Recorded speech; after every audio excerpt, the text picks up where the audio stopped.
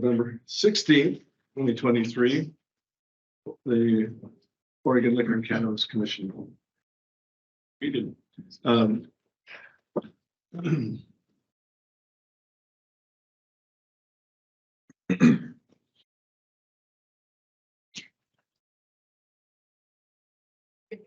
You call, would you call the roll? Oh, you're going to call the roll. Oh, good. Thank you. Commissioner Curran, Here. Commissioner Floyd, Here. Commissioner Chapon Porter, Here. Commissioner Hayes, Here. Commissioner Miletus, Here. Chair Doherty. Here. So we have a new deputy director. And welcome. This is Tara Wozniak. Am I pronouncing that correctly? So glad that you're here. Welcome. We got a great team, and now we got an even better team going on. Yeah. Chair, Yeah. I had the wonderful opportunity to meet Tara over coffee several weeks ago. Director Prince had called and asked if I could meet Tara, get to know her a little bit as he was thinking about she'd be a good candidate for the deputy director position. And we had a great meeting, nearly 2-hour meeting. I think I topped your ear off, Tara. Nearly 2-hour meeting, and I walked away thoroughly impressed with Tara and what she will bring to this table. She's got an extensive background in bureau operations, in strategic planning, employee recruitment, and building a strong work culture. We talked a lot about work culture, building a strong work culture and to promote equity and diversity throughout the entire workforce. So as soon as I left that meeting, I called Director Prince and I said, yes. It's brilliant and we need her. Yeah. So Tara, I am excited for you in this new role as our deputy director. Please, should you need anything, do not hesitate to reach out, ask any one of your commissioners how we can help. Welcome aboard. Thank you so much. Thank And you. we'll probably be reaching out to you for some help as well. Indeed. So is the transportation now in Portland in chaos now that you've left, or are we safe?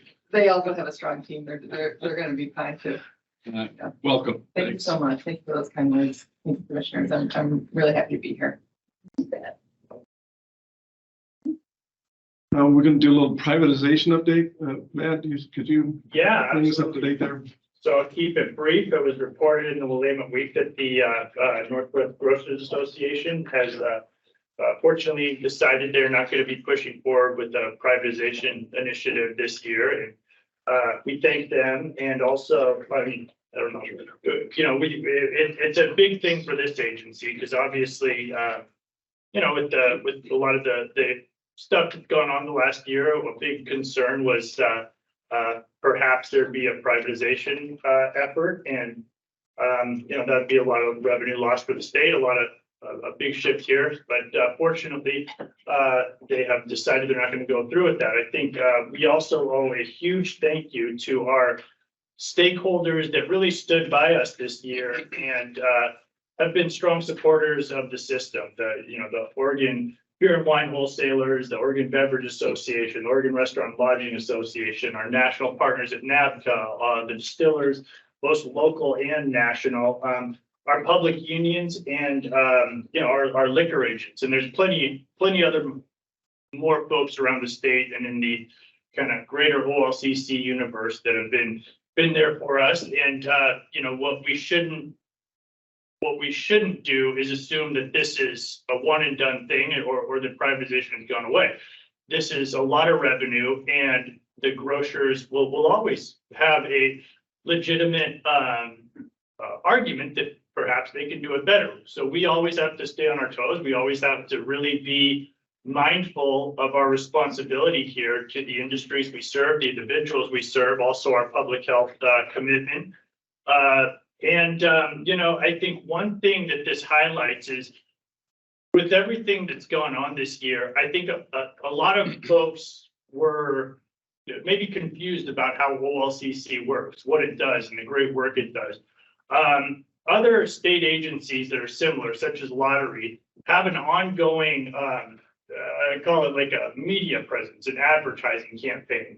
Some of our stakeholders have taken it upon themselves to set up the Keep It Local campaign. I really think going forward, this is the opportunity that we kind of have to seize to, while there are eyes on us and there is attention to let folks know what it is this agency does, the great work we do, and promote that. So, you know, there isn't as much confusion in the public, and just to frankly counter some of the attention we have been getting. So, you know, we're fortunate in that there was a lot of other dynamics going on, but we've got the opportunity to move forward now without that hanging over our head. So that is a good thing. So thank you to everybody that supported us. Thank you to the grocers and everybody mentioned, and we'll keep doing good work. Thank you. Thanks, Matt. We've set a good example recently up in the state of Washington of how it doesn't work. You know, they had 390 some odd agent stores, and I don't know if they have any left. Those guys are all out of business, and now they have, instead of 390 locations, got over 1,600 locations that are now open 20 hours a day, and it's more expensive. And More access to minors. And more access for minors, fewer products. Their product SKUs went down to about 300 from 1,600. So anyway, we've got a lot of work to do. We're going to try to educate the public on why this system works, why the control state works, and the 3-tier system. So thanks, Matt. Appreciate it. I would certainly entertain a motion for approval of the October 19th commission meeting minutes. I move to approve the October 19, 2023 commission meeting minutes as written. Do we have a second? No, we need it again. Pardon? We don't need it again. No, I'm being told otherwise Oh, now. yeah. You know, DOJ says we're gonna. Okay, second. Moved and seconded, discussion? Second. Any discussion? Roll, call the roll, excuse me. Commissioner Curran, Yeah. Commissioner Floyd, Yes. Commissioner Japon Porter, Yes. Commissioner Hayes, Yes. Commissioner Miletus, Yeah. Chair Doherty. Yes. So next on the agenda, we have is Rich on? Rich Evans is going to review we've got a new chance to purchase policy. Good morning, Rich. Morning, Chair. Can you hear me all right? Oh, we can. All right. Appreciate it. For the record, Chair Doherty, members of the commission, my name is Rich Evans, and I'm the Senior Director of Licensing and Compliance. When Director Prinz came on board, there were some directives that we needed to take care of inside the distilled spirits program. At the time, we didn't have a distilled spirits director, so Director Prinz asked me to work on a few policies. It's kind of a 3-tier process.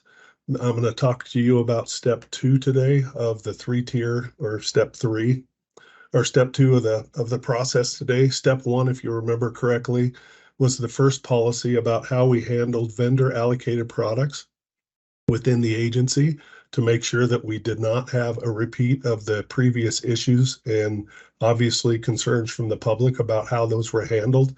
That policy has been implemented, and that policy comes with a review, an audit of how all of the distilled spirits that are vendor allocated, seasonal, special order are handled, and we will come before the commission in February of each year to report out on that issue so it's public and that we can begin to build the trust back to the public that these hard to find distilled spirits are being allocated properly to our licensees, our liquor stores, and the public, and that everybody has a fair shot at having these items. You know, Commissioner Doherty talked about the Washington model.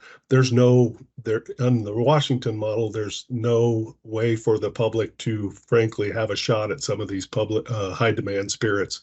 And so our program actually gives them the shot. Today, I'm going to talk about the Chance to Purchase program started in 2018 by the agency. And we were doing that generally a few times a year when these highly sought after distilled spirits came into the warehouse. What Director Prinz asked me to do is write a policy on how often and how this would occur. And in reviewing emails from the public, it is very popular with the public and they want more chances for them to have a chance to win some of these products. So what the policy will set out is quarterly chance to purchase drawings.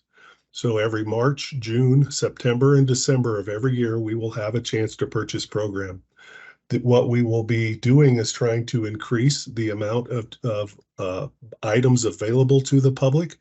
And in a way of doing that sometimes is there's certain common stock, basically liquors that are highly sought after and they're not vendor allocated. We want to also add some of those to the chance to purchase program so the public has a chance to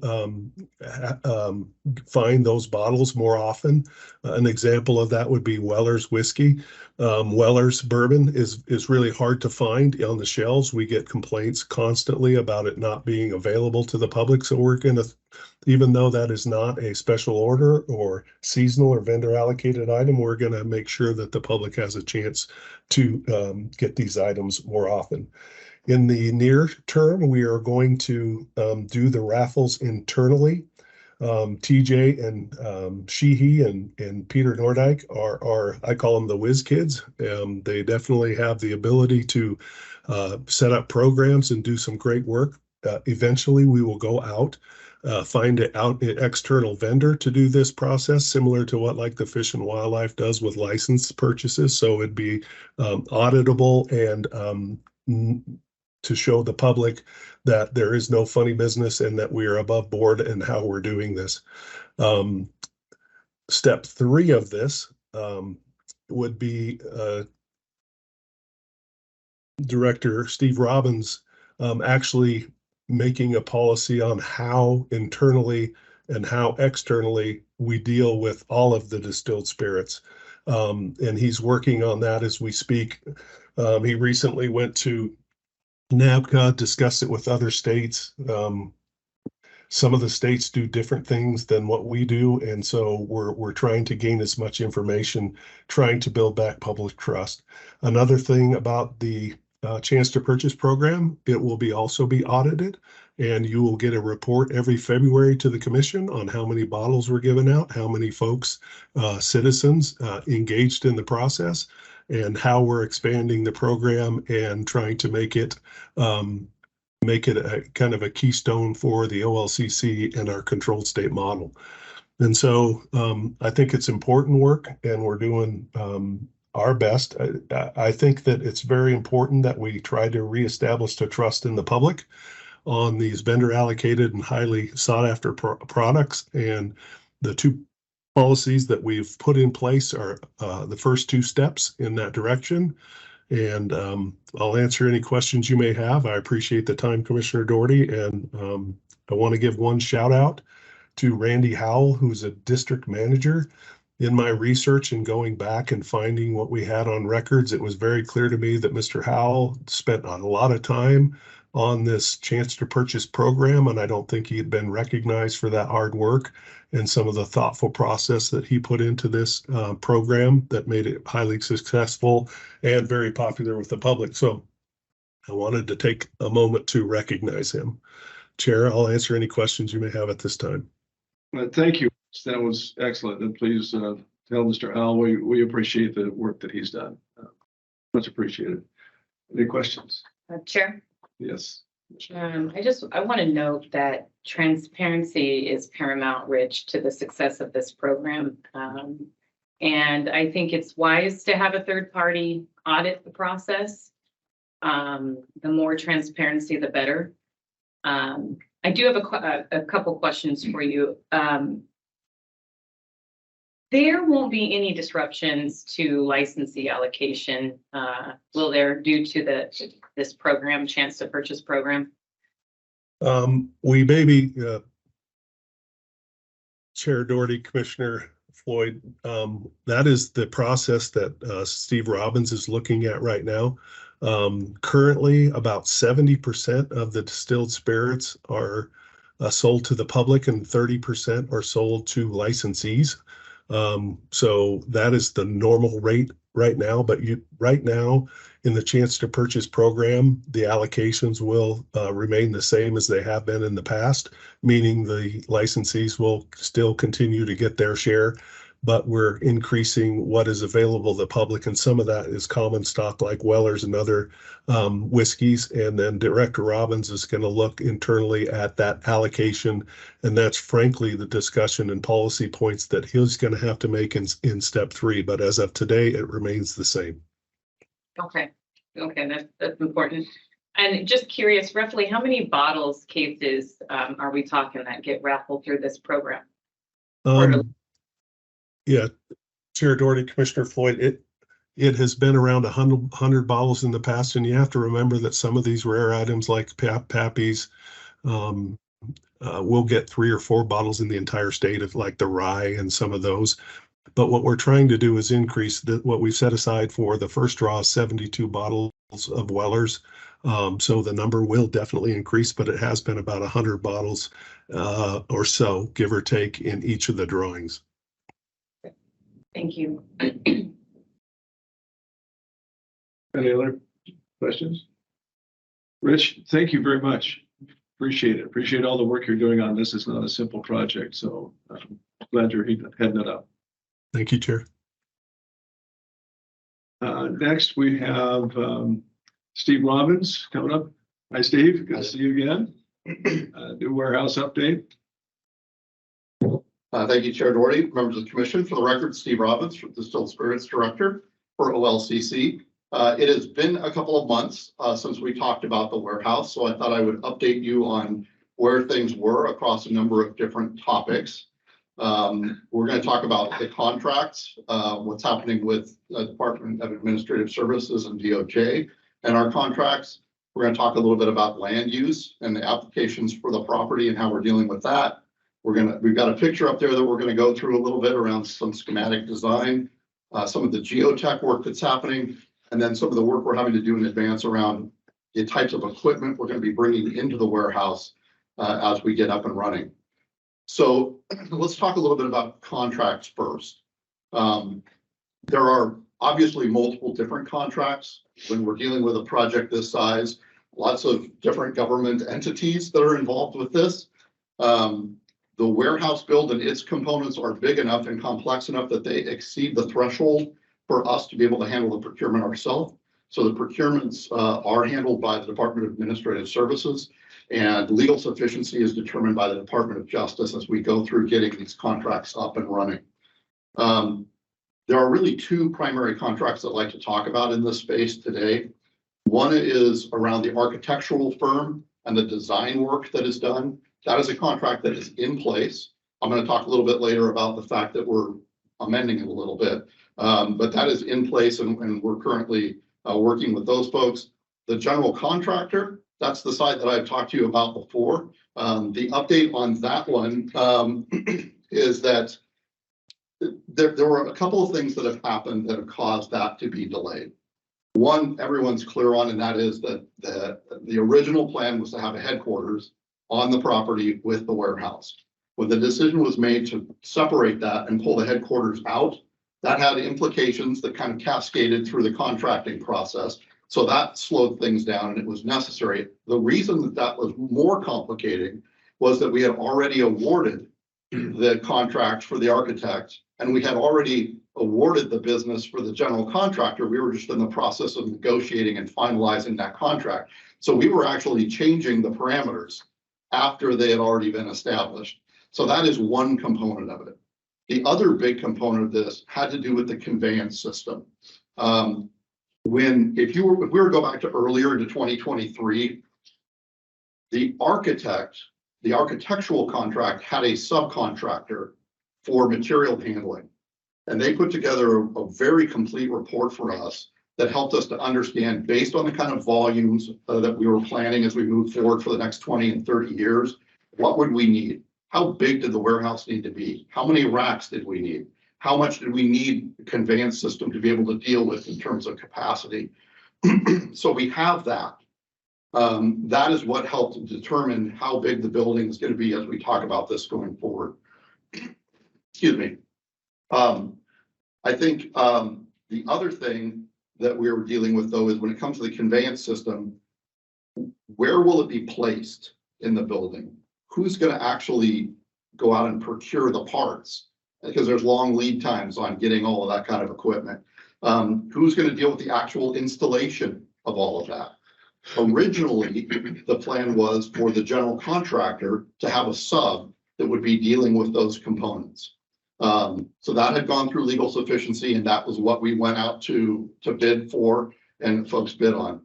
The further we got into the process now, as we were revisiting moving the headquarters out, DAS and the Department of Justice expressed concern over that original arrangement and determined that the procurement for the placement, purchase, installation, integration with our computer systems and ongoing maintenance actually should not be a part of the general contractor contract. It should be done as a separate procurement through the Department of Administrative Services. So that's a big part of this process. So we've got two big parts that have changed and shifted. And so I just wanted to explain why there's been some delays. So what's happening is I'm very proud of OLCC and our procurement folks and the folks that work in our warehouse, because what's happened is we've gotten quite a bit of questions that are coming from the Department of Justice on a very regular basis. Well, what about this? Well, what about this? As we've gone through and changed, we've been able to turn around all of those things same day or next day, because we did not want to be a part at all of any delays in this project as we move forward. So we've kind of gotten to a point now where last week we got to a place where OLCC and the potential vendor, the potential contractor, we were both acknowledged we were comfortable with the terms. And so the project then formally went to the Department of Justice for legal sufficiency. So we're very happy that it has gotten that far. Yesterday, we received some additional questions from the Department of Justice. We answered them yesterday. And our hope is, for a couple of other reasons, obviously we want this done as quickly as possible, but our hope is that we may even be able to have this done before the holiday next week. That is our hope at this point in time.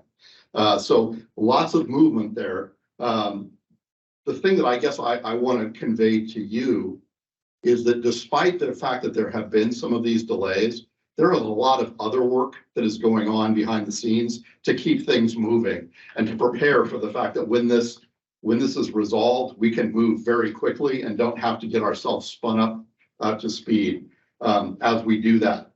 One of those things is when the decision was made to pull the headquarters out, that also impacted the architectural contract.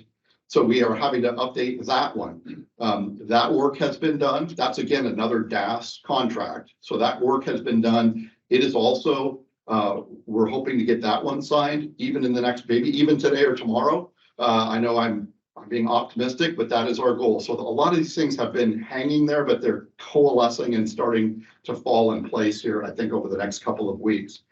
While that has been going on, we've decided we have the opportunity to move forward with land use applications.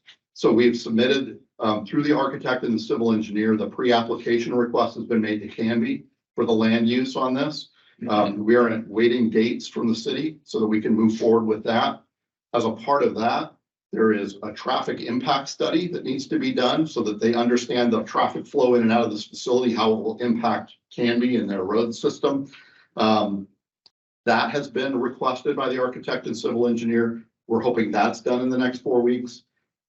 We have meetings with the neighborhood associations and groups, and those are things we're waiting for some dates on those, and we will be meeting with those folks in the next couple of weeks and months as well to get that process moving forward.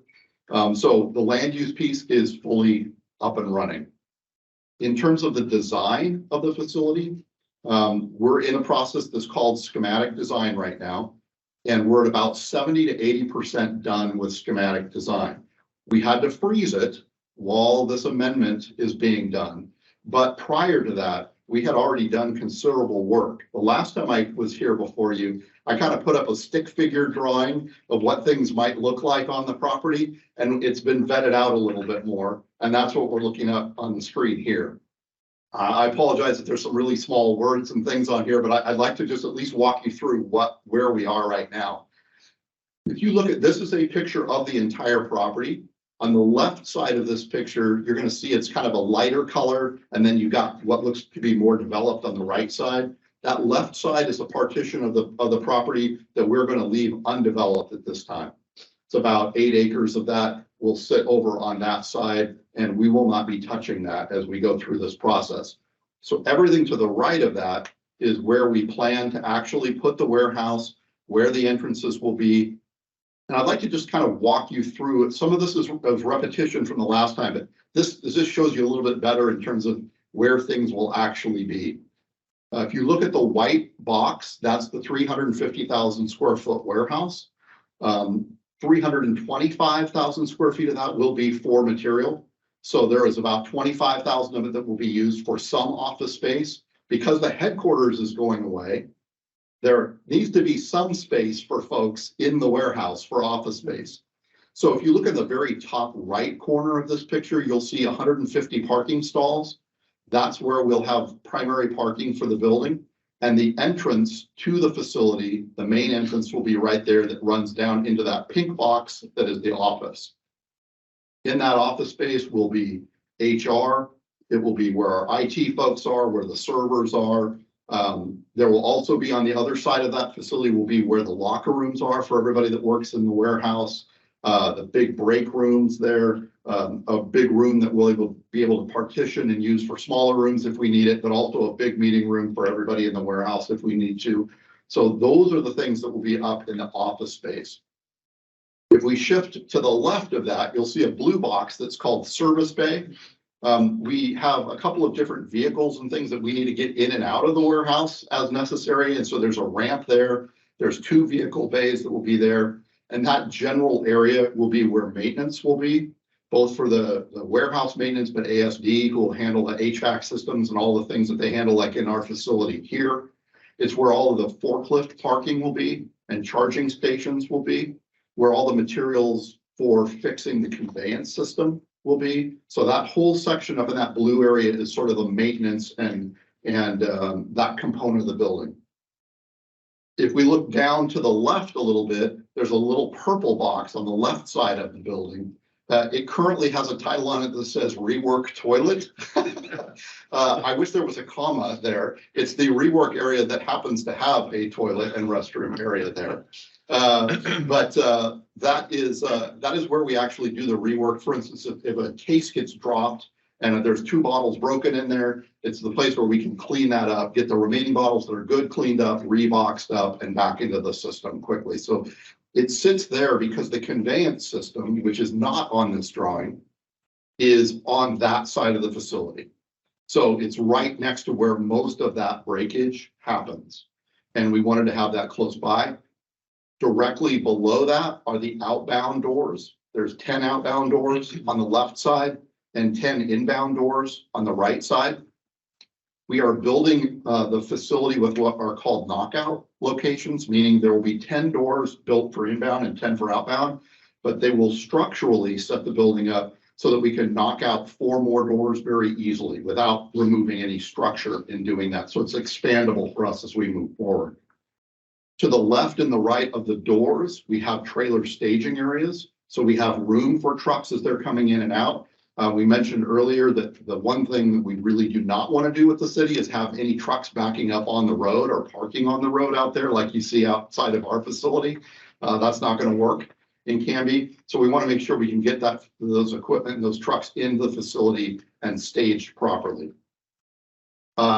Then at the very bottom of the picture between inbound and outbound, that's where the distribution services folks will all be, where all the labels get printed for picking, where all the lead workers are. It's where the truckers lounge will be. It's where all the folks that help load the trucks come in and out of that component. We want to have some lockers there for them so they can put their coats away and not just set them down on the racks and things like that. So that's what that area will be.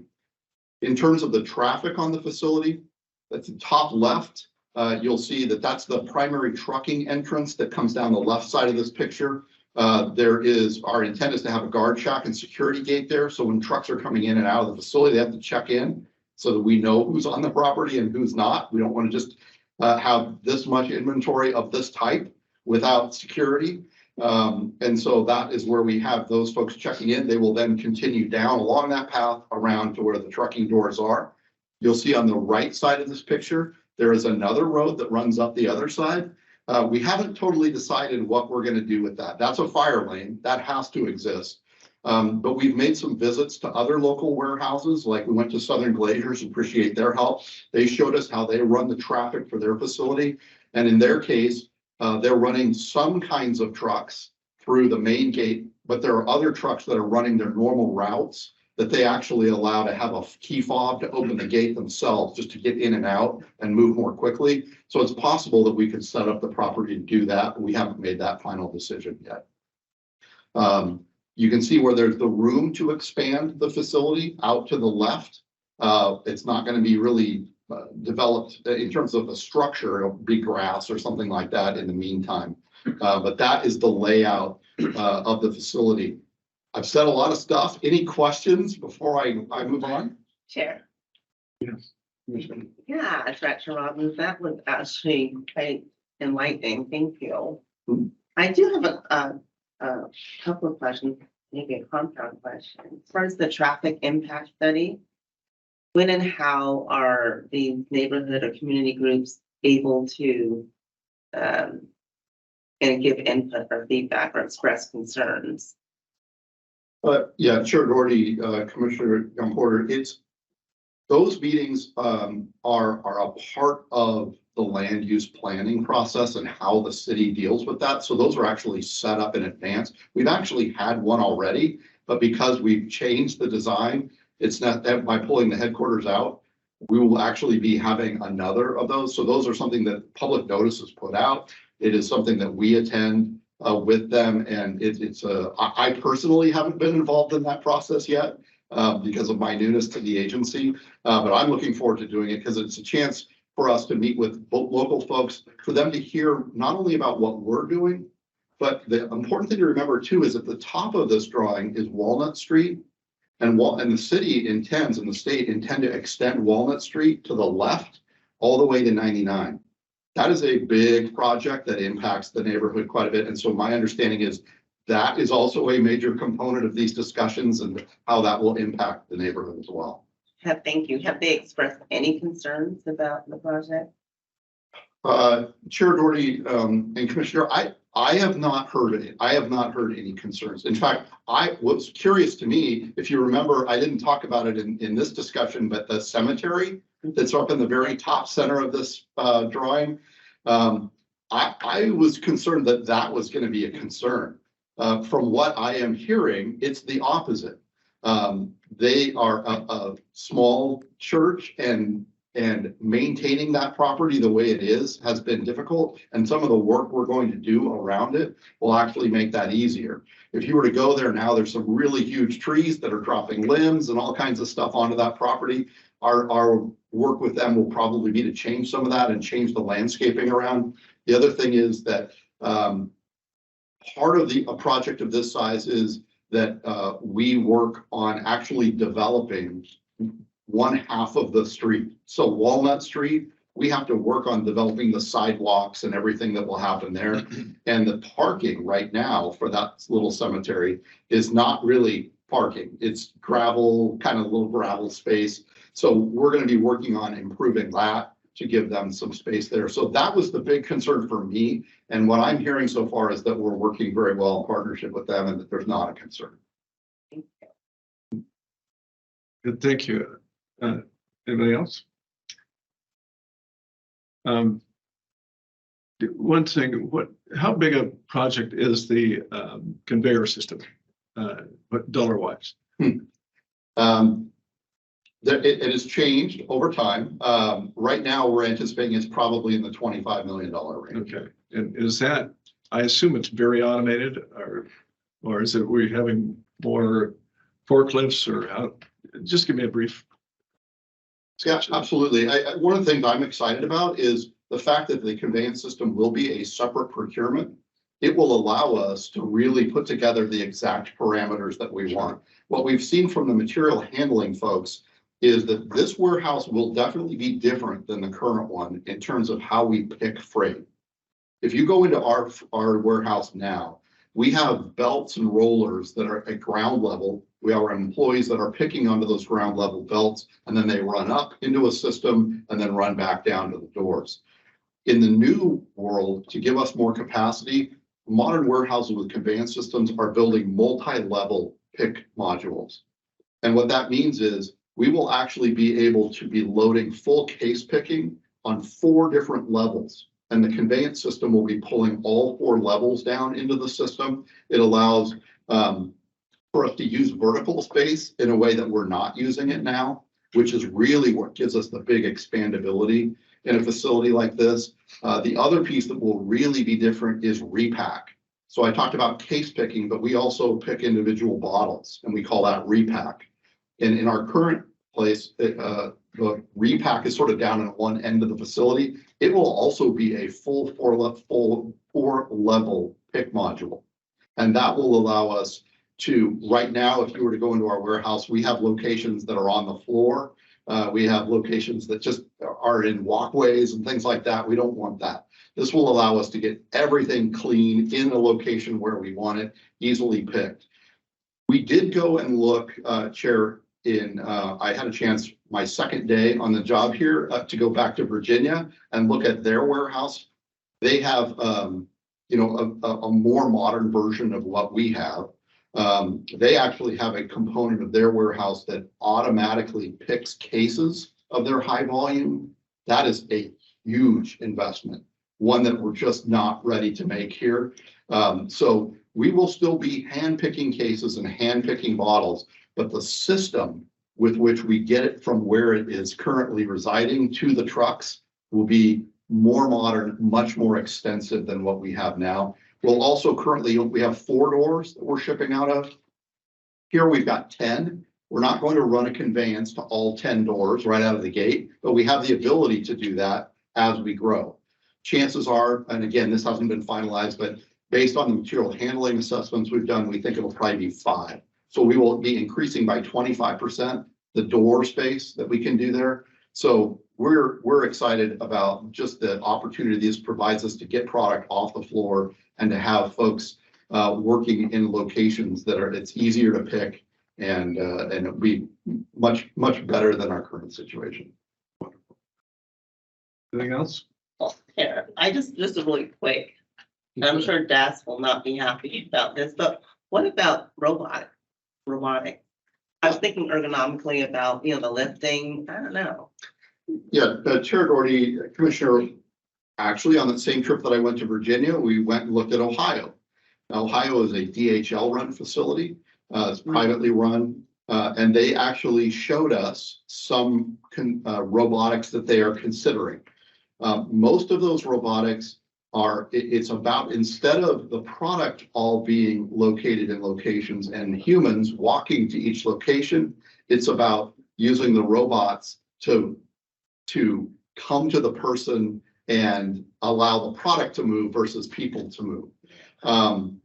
It is very much, it's not in infancy in terms of warehousing, but in terms of in distilled spirits warehousing, there isn't a whole lot of that's going on right now. There is conversation about it. I think it's cutting edge enough where I think Oregon right now, we're not wanting to be a first adopter of stuff like that. But I think as that progresses, there could be a conversation about it. I think one of the things that's come up as I've had a chance to talk to our staff, our warehouse folks about the changes that are coming, there's concern, well, wait, is this going to displace any positions? The answer is absolutely not.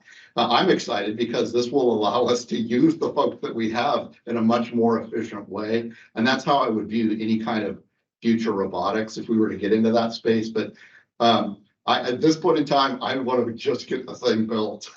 So we will get to some more advanced discussions as we move forward. But we're always keeping track of what's happening in the industry. Thanks.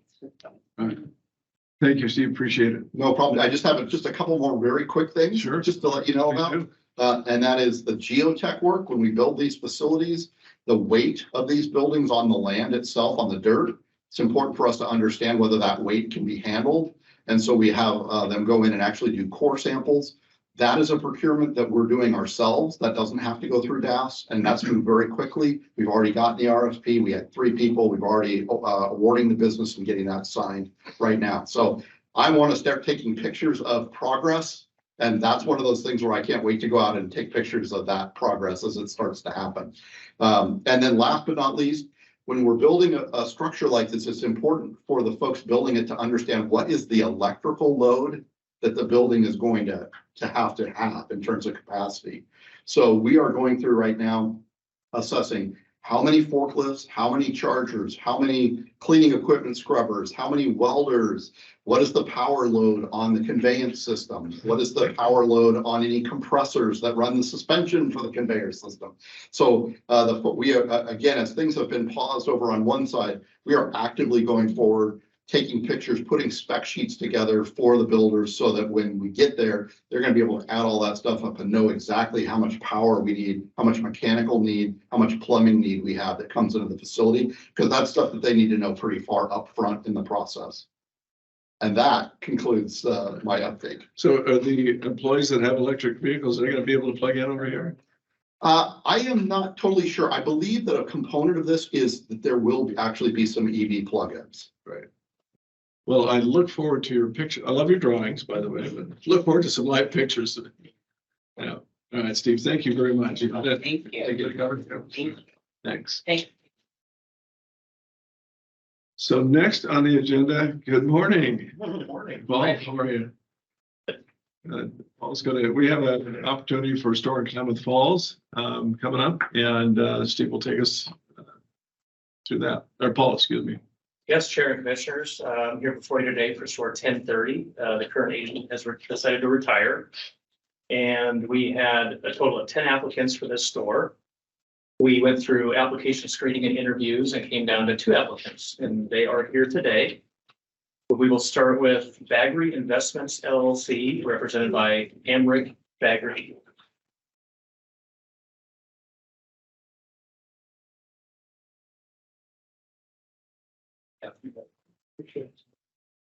Chair, would you like to speak? Would you like me to keep track of that? Oh, yes, great. Thank you. That's the, all right, you will have, good morning. Good morning. Welcome. Thank you for coming Yes. in. Yep. Appreciate your efforts here. You'll have 7 minutes to make your presentation, and you give them a 1 minute warning towards the end of that. Of course. Thank you, Commissioners, for giving me a chance to show my view for the store 1030. A little bit, next slide, please. A little bit about myself. My name is Amrick Baggery.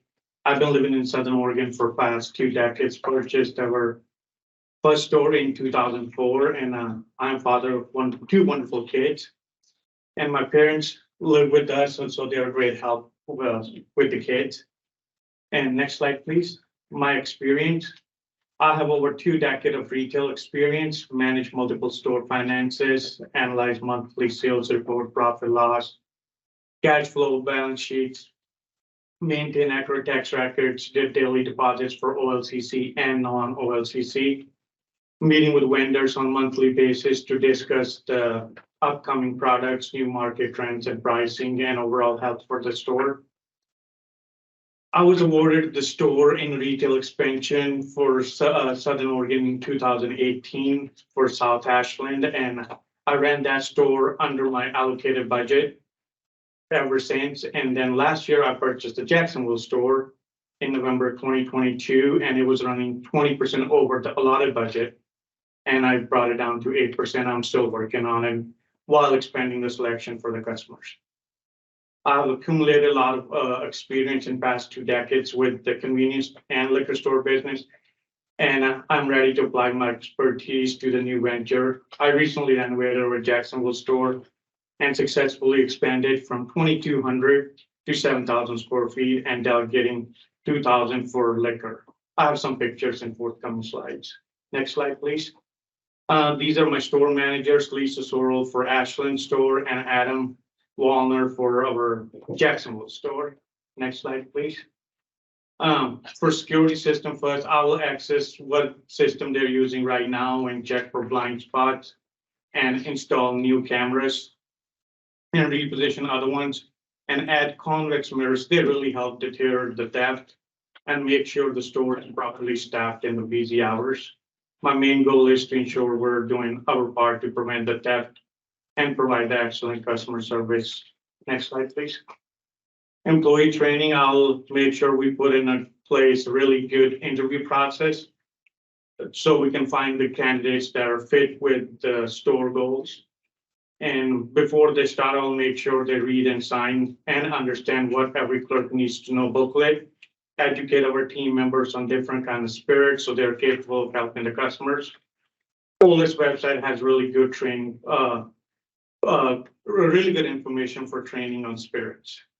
I want to make sure my employees read all the customers when they come in and then thank them when they leave the store because small things make a big difference. And all my success comes from my team members and they're my biggest asset. So I want to make sure they're doing their job right. And I want to talk, next slide, please. I want to talk a little bit about the sales for that store. So Eastside store this year is down 6% compared to downtown store is up 5%. Old Klamath is down 2%. Tequila is expanding. Next slide, please. Tequila is expanding market in state of Oregon. But in the state, it's up 2% compared to Eastside Liquor. It's been down 14%. So I will work on to make sure to work on that to make that sale go up again. Next slide, please. Other great segment is growing category is ready to drink. And this store, like you can see in the graph, the state is up 25% compared to Eastside Liquor is only up 7%. One reason is I think they only have it on a warm shelf right now. And it's all the way at the end of the store. And my plan is to dictate a full door in a walk-in cooler. So that way customers, they like the cold drinks, so make sure we got them cold. Next slide, please. And here are some of the changes I want to propose.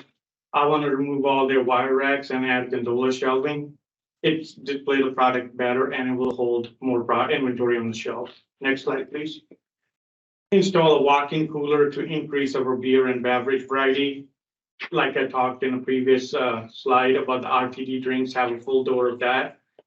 And by putting a walk-in cooler, I will be able to reduce a lot of reaching coolers that they're using right now. I'll save on power and it will be better on the environment too. Next slide, please. New ice merchandiser. They have really small ice merchandiser right now. I'm proposing to put big ice merchandiser. It will save us on a refilling that ice merchandiser. Next slide, please. Some exterior upgrades. Right now, they have signs that go all the way up on the door. I propose just to cover the bottom half with the new items and sale items. And I'll keep the clear top part so it's better for the security with people can see inside and employees can see outside too, like what's going on and everything. And add bright LED lights outside to make sure the area is well lit at nighttime. Next slide, please. Bar and restaurants. That's the other place that sales are down in that store. I will go to the bar and continue to build a relationship with them and figure out their concerns, like why they are leaving us, and try to gain their trust back and bring a new variety of liquor. Next slide, please. And then other thing I'll do is build a large display, like as a focal point, past our cash register counter area. And then do small display in front of aisles, like a Coke display in front of whiskey aisle and so on. I try to keep the display a little bit in the store and try not to do it in front of the counter. 1 minute. Next slide, please. Expansion, I will expand the floor. Right now it's 50 and 50. By putting a walk-in cooler, I will not need a space. Next slide, please. I will extend the hours by at least 15 hours. And it will help increase the sales. Like in Jacksonville store, we did that and our sales are up 22% over last year. Next slide, please. And it is a really location. It's the busiest corner in the city and there's about 28,000 cars pass by. I'm proposing to put a marquee sign on the street that will let people know that or any specials or wine tasting or anything. Next slide, please. I have a letter from Mrs. Dorsey. I went to the store a couple of times and then I talked to her through letter of recommendation. And I also have a letter of intent with my presentation. And this is my buyout, like, and the timeline. Next slide, please. And one more, next one. This is the Jacksonville store. I took those pictures about a month ago and we were still working on it. And I'm proposing those kind of gondola shelving and This is your current, Jack, this is your. Jacksonville, yeah, it's Jacksonville my store? current store. We like the one that we're redoing and now. Okay, Thank you. Thank you, thank you. commissioners. Chair, Commissioner? thank you for your Oh, presentation. sure. So I had a question moving back to the store managers on page 4. Yes, Those are the current managers for the 2 stores you have now. yes, ma'am. What do you plan to do with the workforce at the current store? Are these folks going to be, are you moving them into there or? No, they are the managers at like Lisa Sorrell, she's a manager at Ashland store and Adam is manager at Jacksonville store. So they've been working under me all this time, so I'll be still available for them for answering the questions and stuff, anything raised, so I can delegate my more time to the Klamath Falls store. Is there a store manager at the Klamath store now? I think it's her granddaughter, Dorsey's granddaughter. She's the manager right now at that store. Is she planning on staying on? She is, yeah, I talked to her, I talked to all the employees, they're planning to stay. Oh, and you're planning on trying to keep the Yeah, majority of But them? I will be working with her so that way we can work like the way I ran the business, so I can work with her on that. Thank you. Any other questions? I have a quick question, and actually, Paul, this is maybe more for you, but, there was a big loss in this store in the last 2 years, especially this past year. What attributes to that? I honestly don't know what attributed that at this point. Okay. And the granddaughter, you said now, is the current owner, is she pretty much, hands off the operation? I think she's still involved with it. Okay. She just wanted to retire for some time now. The store was up for consideration, I believe, in March or April for retirement, and it didn't go through at that point, so she's kind of stuck around until this point, and she wants to retire now. Okay. Do you have any loss prevention issues? How are they, inventory? I mean, what makes up for the 2% loss? I mean, that you don't really see that often. Sure, and I'll definitely find out the answers to that. I'm not aware of any substantial theft or pilferage issues there, so I'm not really sure what to attribute the loss to. We do have the district manager here. I think he can chime in. And Great. probably answer. Sure. Dave Owens, district manager out of the Medford office. That is my store. The loss was one owner that had 2 of the biggest bars in town. And Doris had a manager that made a few mistakes and the bar owner chose to go to the downtown store. So the gain in the downtown store, Oh, gotcha. Sure. because that's a half the size of volume of the larger Klamath Falls store. It looks like 5% up, but 2% down. It's the same number, but 2 different volumes, but Okay, it was a bar. that makes sense. An Loss issue of with a a bar. licensee. Yeah, Okay, and 2 of the biggest bars in town, Yeah. one owner, and he chose to go somewhere else. okay, So no loss, they always had outstanding audits, okay. no theft issues. Good, very good to know. Thank you for the insight there. All right, Mr. Montgomery, thank you very much Thank for you. this excellent presentation. Thank you. Chair Commissioners, next up we have Herbert Miller.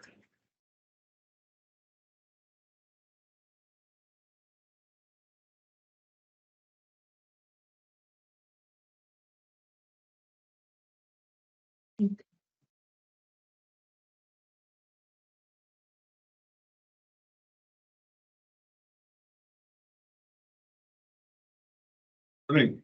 Morning. Thanks for coming in. Absolutely. Thank you for having me.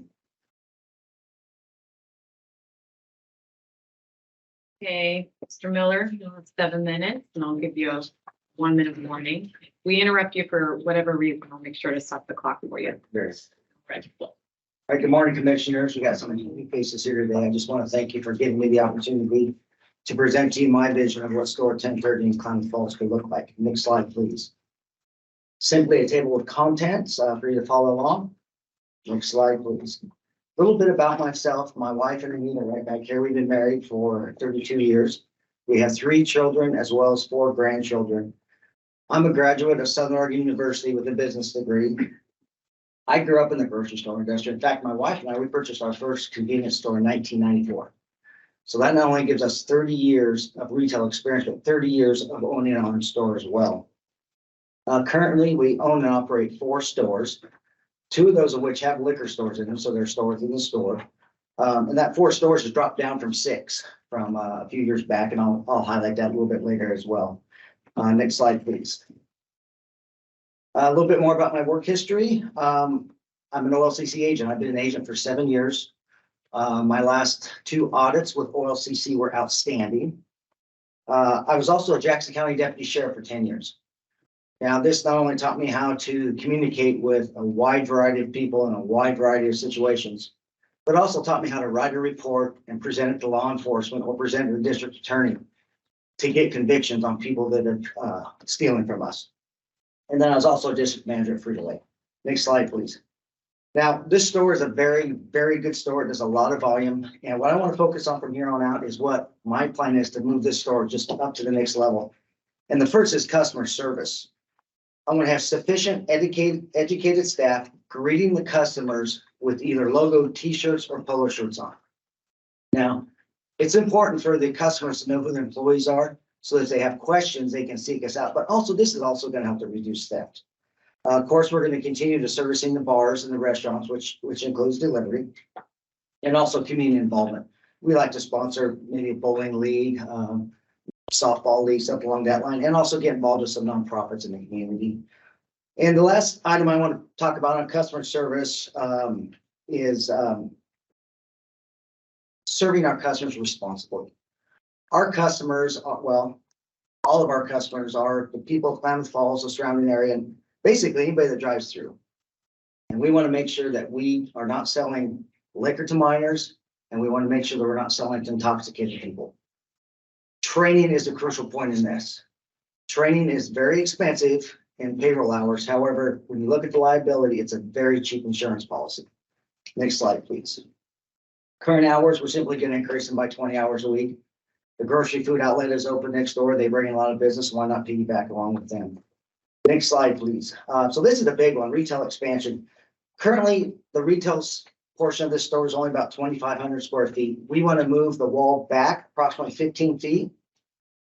This is going to give us room to install a large walk-in cooler and beer cave with LED lighting. Now, what this is going to do is give us tremendous holding power for cold beverages. Now, as you've seen earlier, the #1 fastest growing category for the state of Oregon is RTDs. And people like to buy them cold. So why not give the customer what they want? By doing this, we're also going to increase our holding power of the OLCC items by 30%. And also, this is going to give us a tremendous open floor space. It's going to make it easy for the customers to maneuver around through our store. Next slide, please. You'll see the new coolers on the right there we want to put in. I want to also point out here on the left, these are some displays that was in the store here a few months ago. Not very large, not very impactful. Next slide, please. This is what we want to do. We want to do floor displays, huge rotating displays. Displays that just really capture people's attention and get them excited about what we are offering to them. Next slide, please. Pictures and upgrades. Some things we want to do, fresh category signs, some painting, redo the beams, etc. Next slide, please. Gondolas. You can see on the left the wire shelving. We want to upgrade those to the gondola shelving. And here's another fixture on the right that we have actually had custom made for us in some of our other locations. Just a very soft, warm lighting to get people's attention. We want that right up front in the store. Improved merchandising. You can see on the right here, simply we're going to fill those shelves up. once we put in the gondolas in. And on the left, we want to have a section for Made in Oregon as well as a new product section. We just heard how much money the state is spending on the new warehouse. And they're no doubt going to have new SKUs. So why not show support for the state and show the people what the state is doing for them? Next slide, please. Update the exterior. We need some flags flapping around in front, just things that catch people's attention. And also the banners on the front window, those need to be rolled over quite often. And Excuse me, are we up to date on the slides here? Is this- oh, I'm sorry. It should be updated exterior. There we go. I apologize. There. I also feel it's very important on the middle section there. There needs to be a clear visual in and out for safety and security wise. Next slide, please. Some tools, marketing tools, Facebook, text club marketing, email marketing. I talked to you folks in the past about the cocktail flow app. These are all great marketing tools that is not being used in this store. And we've had luck and some very good success implementing these in our other locations. Next slide, please. Projections, you can see year one, I projected 13% growth. Now that might seem pretty ambitious, but you can see how I broke it down for each category that I talked about. And then on the fourth and fifth year, we show a 5% growth. That's just simply going to be inflationary. If it gets to that point, we need to step back and look at our store as if we're a new agent and decide what we need to do and make improvements to keep those customers excited and keep them coming back in the store. 1 minute. Very good, thank you. Next slide, please. In conclusion, I'm confident I have the tools and experience to successfully run the Klamath Falls store. I'm going to focus on new products, trends, marketing tools, story models. I'm going to use Dave to the utmost to help me with this project. I've been an agent for 7 years. I've been doing retail for many years. And I also want to point out that currently my store is up almost 8% on one of my liquor stores. Now, that's bucking the trend of down almost 2%. The way I do that is what I just went over with you there. Also, I know there's a concern because of my other businesses. And like I said, we have some new faces here. I proposed last time to sell the businesses to my sons, and that is still a plan. If I'm awarded this store, my wife and I are going to devote 100% to this. Going to let the young folks take care of the convenience stores. Any questions? Perfect timing. Yeah, practice. Good job. Yes, I did. Thank you. Chair. Yeah. Just one quick question. Sure. So, excellent presentation. Have you spoken with the property owner about bumping out that expansion? I talked to the landlord, yes, up in fact, they're up in Portland area or Salem. Yes, that wall that is up there, it's just, what they call it, a fake wall. It's just divide the backstop right now. So it's just a superficial wall. Yeah, that would not be a problem.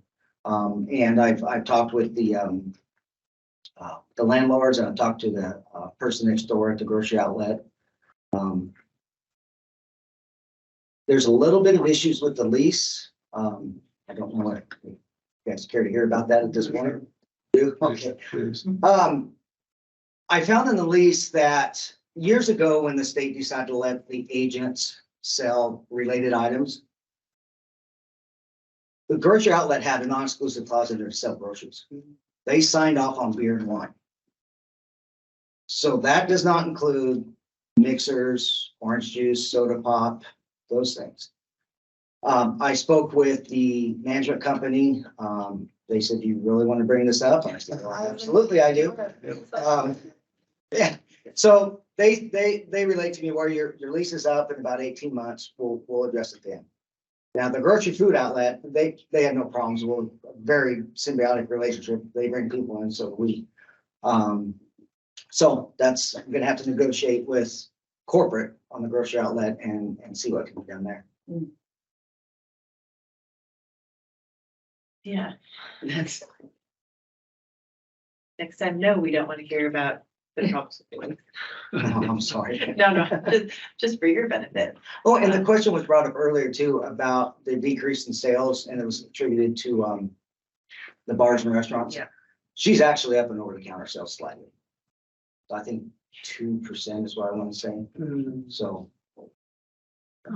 Okay. Chair, Commissioner? Where do you live, Mr. Miller, exactly? I live in Eagle Point. About 65, no, 70 miles away, I'm sorry. Beautiful drive. And where are your two other stores? I have one store in Canyonville, and that has the liquor store in it. I actually was hoping that store was gonna be sold. That's the one store that my son's not gonna buy. I had a person interested in it. We're still negotiating on it. And then my other three stores are right in the Medford area. And that's where my son lives, so it'd be much easier for him to buy those other stores and run those other stores. Those are liquor stores. I have four stores. Two of them have small liquor stores in them. And when I say small, my new store, which is, I got under retail expansion, I think we're gonna break 1.5 this year. The other store is about 1.2, if I recall correctly. But yeah, those stores are gonna go away, and my son will be up here presenting to you for the one store in Medford and down the road. So that was my question, is when I was seeing that you were going to sell to the businesses to your sons, exactly, because you have convenience stores, liquor stores. And so that was, I just wanted to clarify again, which stores are you going to sell to your sons? All of them. All of them. Well, except the Canyonville store. It's gonna go away, but that's gonna be somebody else's. So everything else except for this store, you are going to be selling to. Yeah, we talked last time, I'm not retiring, but I'm done chasing around vendors and all these stores. I'm just done. I'm gonna let the young guy take care of it. I just want to focus our efforts on one store. How old are your children? My son right here behind me is 29. Is Okay. that right? Yeah. 29, yeah. I've been working with him. This has kind of been in the works for 10 years. I quit school and got in the business, so. He owns he bought two of our stores in Grants Pass about 4 or 5 years ago. Oh, it's only something school one. But anyway, that's what I was mentioning earlier. I was gonna talk about, I'm down from 6 stores because we've been planning on scaling down so I could focus on one store.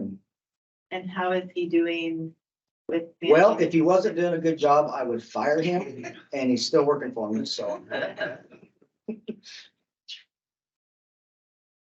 Sure. So just to piggyback off of Commissioner Kern, why wouldn't you apply for this position? Why your dad? You don't mind me I asking. think he takes care of most of the liquor aspect of our store right now. So even like if I were to have the opportunity to come present in front of you guys, that would be, I'm gonna be involved in this one as well. So I think for me, I manage the grocery side of it. I know what I'm doing there. We've spent, again, this has been in the works. So I've spent years training general managers for the grocery part of it. So I think for us, he's good at this. Again, I hope to be, I'm still learning from him, right? Like we've only had, again, Canyonville was 5 or 7 years ago. So it hasn't been too long, whereas I've grown up watching him in the grocery industry. So I feel pretty capable there. I can step, and I have 3 young children. So it's like, I can't be going to Canyonville 4 times a week. And that's what it takes to run these liquor stores. And so he's capable of doing that, and he will do that. And hopefully I'll still get to go once or twice a week with him. But I just can't make that commitment right now with having 3 little kids. Whereas, the Medford store, it's also a different beast, just to be realistic. This is a $4+ million store. Medford's 1.5. I hope to get it over 2 someday, but it's 10 minutes from my house. My employees know my kids. I can take my kid, I can take my boy in and say, hey, go help stock shelves. And I'm going to go into the liquor area to do that. You know what I mean? Like, go fix the candy for me. That's a lot. You know how little kids are. Like, driving, 40 minutes. Again, beautiful drive, no big deal. But with a kid or 2, you don't get them their nap. It's not going to go well. Yeah, right. You may or may not remember, about a year ago now, I applied for the store in St. Battle Creek. Yeah. That was a beautiful store. And he was talking about going up against it. I said, it's fine, Jake, but I'm gonna be right next to you. You're gonna be going up against me, and I do want to do that someday. That would be fun. So put it on you guys. We look forward to it. So, Mr. Miller, you plan on all hands on deck on this Sure, yeah. location and a part of the daily operations? Oh, absolutely. Okay, how many hours a week do you plan on giving to the store? Well, if it's anything like the grocery business, I'll be there 50, 60 hours a week. Okay. And earlier the question was brought up about the manager there. I too have spoken with them and they do want to stay. I mean, I'm just gonna help her because she's still learning, she's new. So I'm gonna help her with the day-to-day operations. She's gonna help me with the clientele, getting to know the customers, getting to know the community, the bars. Thank you. Thank you. Any other questions? Yes. Okay. Wait, Shannon. Oh, so- With that, oh, sorry. Can I Yes, say- please, of course. One thing too, I think it was 6 months or a year ago when we were up here. The buyout, we did get a signed thing from Doris. as well for the buyout. Thank you. So I think that was an issue. That was a Yeah. confusion with things. yes. So that has been taken care of. He does have a buyout signed by her now. So that's, Yeah. sorry, I Good. don't want to step in, but Well, I know that was a big yeah. deal. Everyone, I think everyone's still a little confused, but we made it work. Thank you for that. Thank you. Thank you, commissioners. So the commission will now go into executive session to deliberate on the agent selection pursuant to the authority of ORS 192.6602A. If there are members of media present, representative of the news media and designated staff shall be allowed to attend the executive sessions. Representative of the media are specifically directed not to report on any of the deliberations during the executive session, except to state the general subject of the session as previously announced. No decisions may be made in executive session. We will return to open session in this room. All right, we're back in session. After deliberation, Chair, Commissioner. in regards to the Klamath Falls East store, number 1030, I move to appoint Amrik Bagri as the permanent agent at store 1030 Klamath Falls East, effective January 1st, 2024. Congratulations. Thank you, Commissioners. Right. A second and a Okay, Second? all in favor? Let's call the roll, please. Commissioner Curran, yeah. Commissioner Floyd, Yes. Commissioner Japon Porter. Yeah. Commissioner Hayes, Yes. Commissioner Melitas, Yes. Chair Doherty. Yes. Thank you. It was a difficult decision. Both of you are excellent candidates. We appreciate it. We hope to see you again.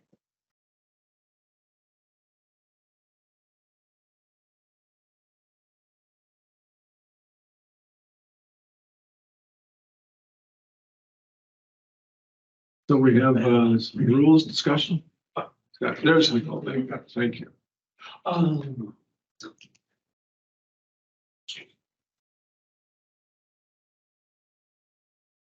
Good morning, Good morning. Committee and commissioners. For the record, my name is Nicole Blase and I am the rules coordinator for the OLCC, and welcome to our new deputy.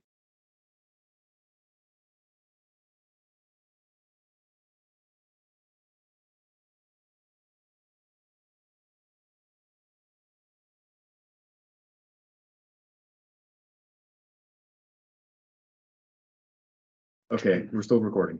Good. Okay, great. I am here to present two rulemaking actions for your consideration today. Our first item for today is a final action for the marijuana retailer tax compliance rules package. Per Governor Kotek's directive as of May 16th, 2023, the OLCC and Department of Revenue were directed to immediately take steps to require proof of tax compliance for marijuana retailers as part of the renewal, change of ownership, addition of license holders, and/or new licensure process. Requiring proof of tax compliance before such licensing actions may be approved will ensure only those up to date on tax obligations or making timely payments under a Department of Revenue approved payment plan will be permitted to operate within the cannabis industry. And I believe we have some subject matter experts joining us virtually if you have any further questions. So,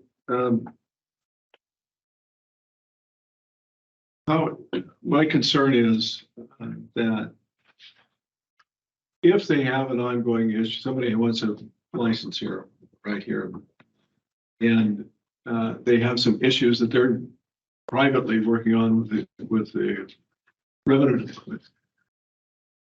Does that give Department of Revenue a hammer saying, well, it's gonna go in our favor because we're not gonna give you this license unless you come our way? I mean, it feels a little bit heavy-handed. So is that making sense here? Yeah. Chair Doherty, commissioners, I'm going to defer to, do we have a tax compliance subject matter expert on the call? Who are you expecting? Danica, or who are you I expecting? wasn't expecting anyone in particular, just someone who worked on this rule package that has been working directly with the Department of Revenue to better answer this question. Nobody? Okay. Unfortunately. Hi, Nicole. Hi, Hi, Nicole. Denise.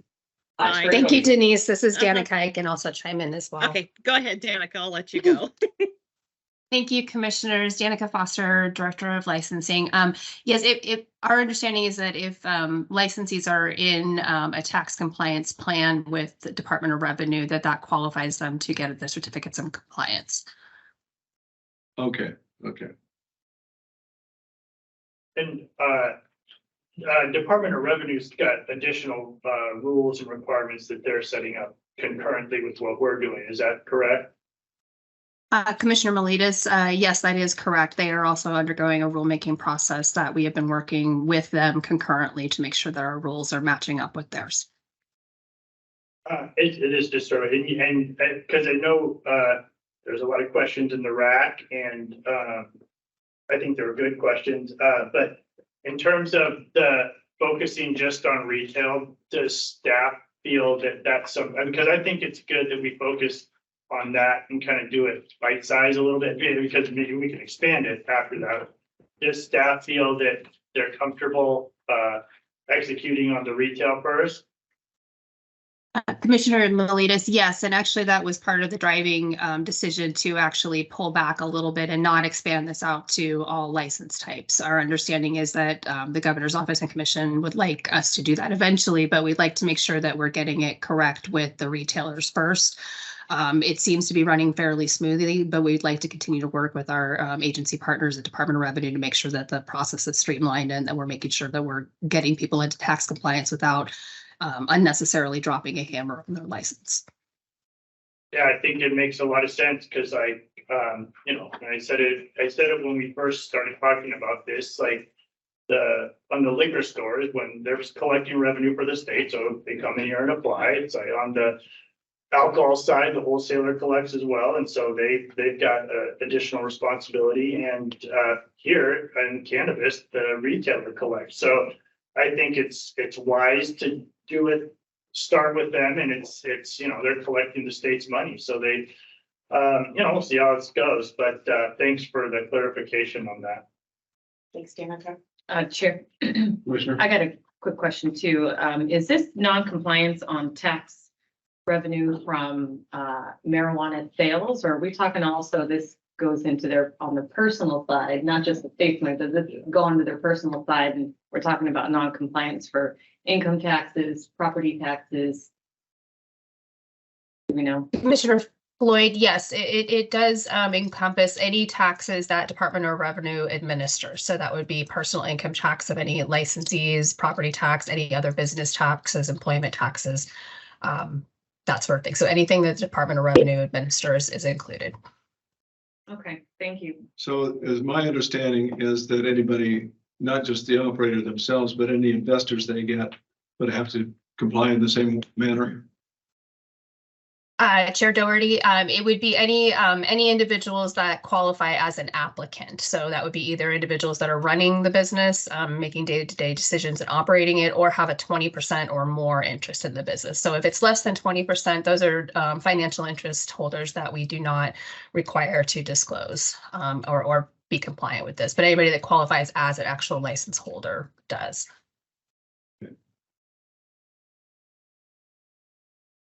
All right, any other questions on this? Chair would entertain a motion here for Chair, this, yes. Commissioner, I move to amend OAR 845-025, 1015, 1030, 1165, 1170, and 1190, effective December 13th, 2023. can I have a second? Second. Discussion? Call the roll, please. Commissioner Curran, Yes. Commissioner Floyd, Yes. Commissioner Japon Porter. Yes. Commissioner Hayes, Yes. Commissioner Miletus, Yes. Chair Doherty. Yes. Now we have the 2023. That's correct. Our next item for today is the final action for the marijuana bill and technical rules package. OLCC staff proposed amendments to make tactical amendments and corrections to administrative rules in chapter 845, divisions 25 and 26, changes necessitated by House Bill 2931 and other agency concepts. Happy to answer any questions. That one was more straightforward. So I was good with it. No questions. Chair, Commissioner, I move to amend 845-025, 1045, 1115, 1230, 1300, 1405, 2020, 2025, 2070, 2090, 2800, 3215, 40, 50, 45, 50, 60, 5590, 5720, 5730, 5740, 5760, 5840, 7000, 7160, 7520, 7575, 7700, 8000, 8020, 8040, 8540, 8580, and 845-026, 0100, 0210. down below. 02, 7,000, 7010, and to adopt 845-025, 5765, and to repeal 845-026, 4100, effective January 2nd, 2024. The second, Second. any discussion? We call the roll. Commissioner Curran, Yes. Commissioner Floyd, Yes. Commissioner Japon Porter, Commissioner Hayes, Yes. Commissioner Miletus, Yes. Chair Doherty. Yes. Okay, Yes.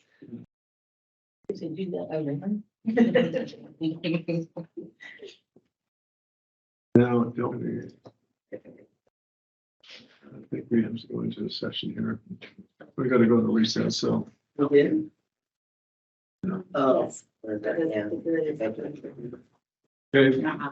the commission will temporarily recess its public meeting to discuss proposed stipulated settlement agreements from contested cases under ORS 183.417 and is authorized under ORS 192.6901.